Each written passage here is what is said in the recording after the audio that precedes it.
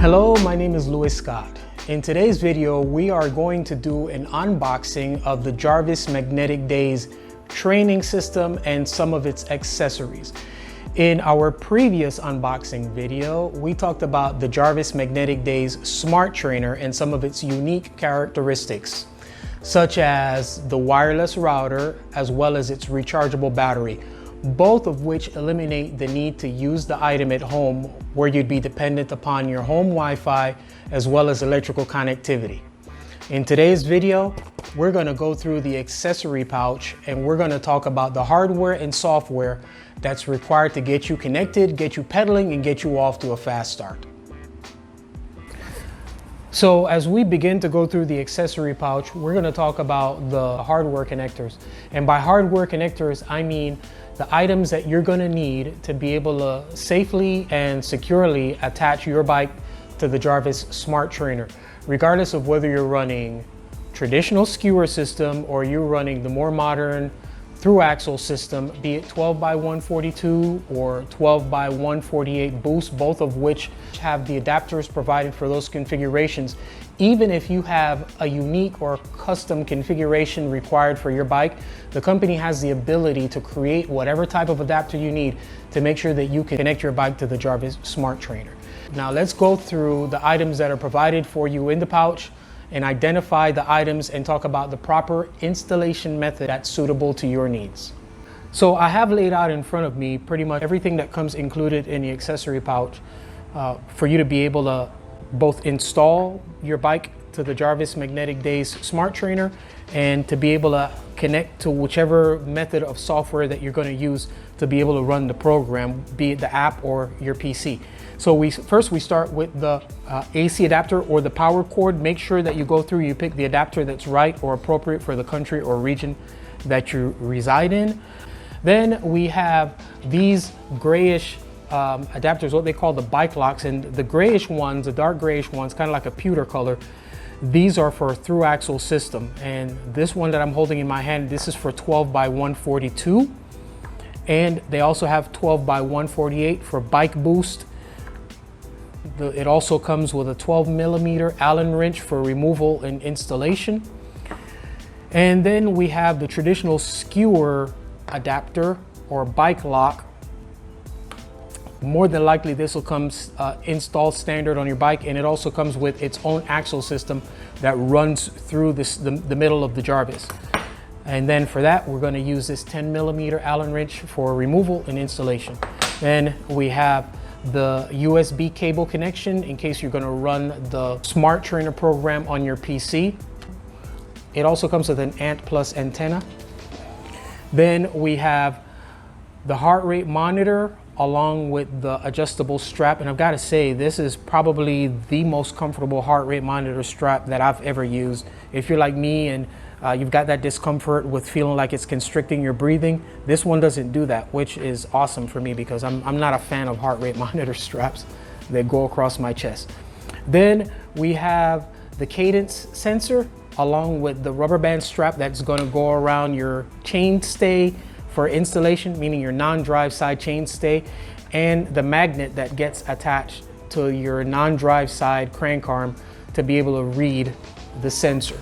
From there, we have a calibration certificate. Every Jarvis comes with a calibration certificate and what we call a Jarvis quick starter guide, which covers a little bit of the basic identification that I've just shared with you. So those are the basic items. What we're going to do now is I'm just going to show you how to do basic installation of the skewer system as well as the through axle.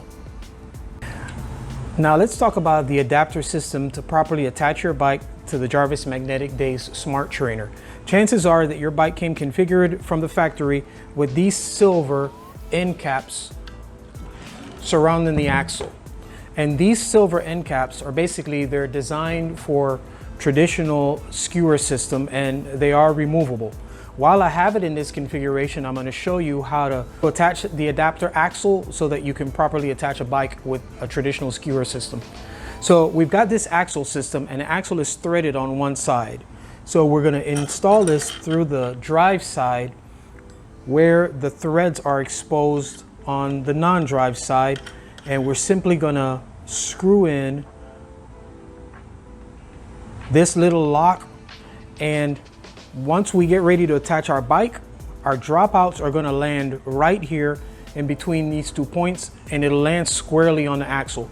Once that's in there, we grab the 10mm Allen wrench and we simply lock it in to make sure that the bike is secure. That's why they call it a bike lock. Okay, so very important that you lock it in to keep the bike properly attached to it. Now, in the event that you're running a bike with a through axle, first I'll demonstrate the installation for 12x142 by removing these. So you simply unscrew, and we're gonna set the axle aside for a minute. We're gonna grab the 10mm Allen wrench and we're simply gonna unscrew these adapters. They come out fairly easy.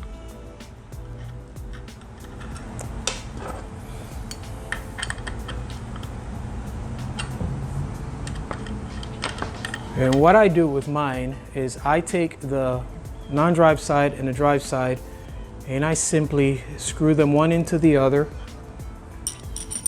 place it in the axle, lock the axle in so that I don't lose anything. So now the system is naked. So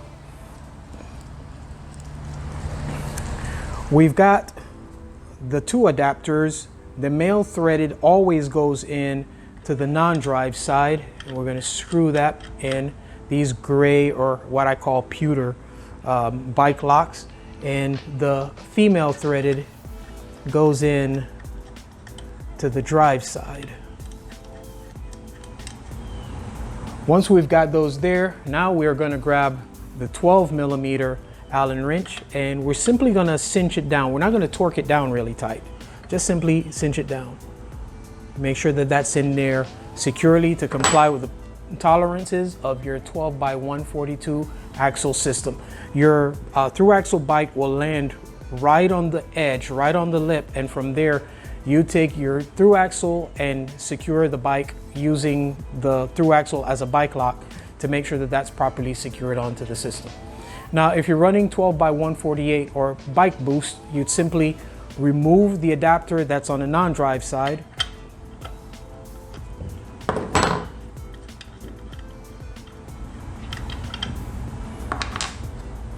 Grab the larger adapter.